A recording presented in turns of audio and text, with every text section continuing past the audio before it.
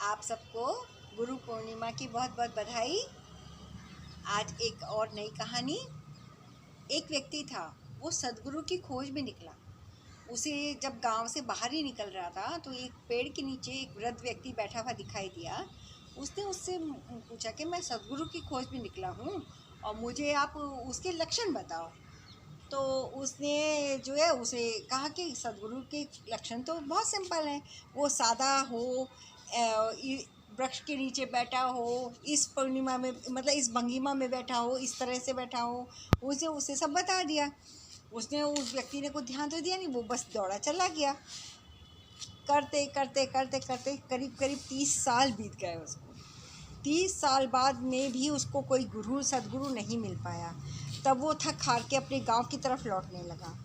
जब वो लौटने लगा, जैसे जैसे वो पास आता जा रहा था, जैसे जैसे वो उस पेड़ के पास आ रहा था, उसने देखा कि वही जो लक्षण उसने व्यक्ति ने बताए थे, उस बूढ़े व्यक्ति ने बताए थे, वो वैसे ही लक्षण थे और उसी पोजीशन में वो वृद्ध व्यक्ति बैठा था। वो तो आते ही उनके चरणों में गिर पड़ा। उसने कहा कि आपने मुझे पहले क्यों नहीं बताया कि आप ही सदगुरु हैं।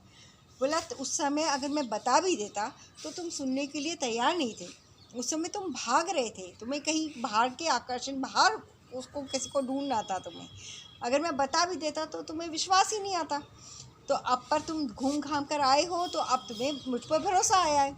और मैं इस इंतज़ार में बैठा था कि इतना लंबे समय बीत गया, तुम अभी तक नहीं आए। अभी और न जाने कितने समय लगा दो, तब तक मैं जीवित भी रहूँगा या नहीं। हो सकता है मैं विदाई ले लूँ इस संसार से। तो पर अच्छा हुआ तुम जल्दी ही आ गए।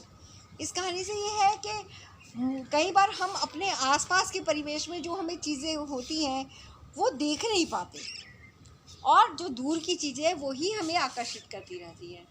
और दूर की चीज़ें, दूर के ढोल सुहावने लगते तो हैं, पर वो सदैव हों ये ज़रूरी नहीं।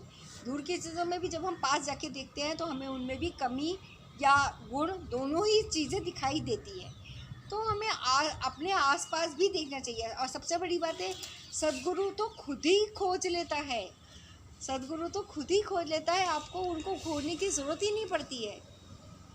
प्यारा सदगुरु तो खुद ही आपको खोज लेगा, आपको कहीं जाने की ज़रूरत ही नहीं है। और देखा जाए तो आपके अंदर ही विद्वान है। आप पहचानो तो, अपनी दृष्टि खोलो तो सही। हम लोग अपनी दृष्टि ही नहीं खोलते हैं, खोलने की कोशिश ही नहीं करते, और सारा जीवन यूं ही जो संसारिक चीज़ होते हैं उनके पीछे भागते भागते व्यर्थ कर देते हैं। अंत में हमें याद आता भी है तो हमारे पास समय ही शेष नहीं रहता, करें क्या।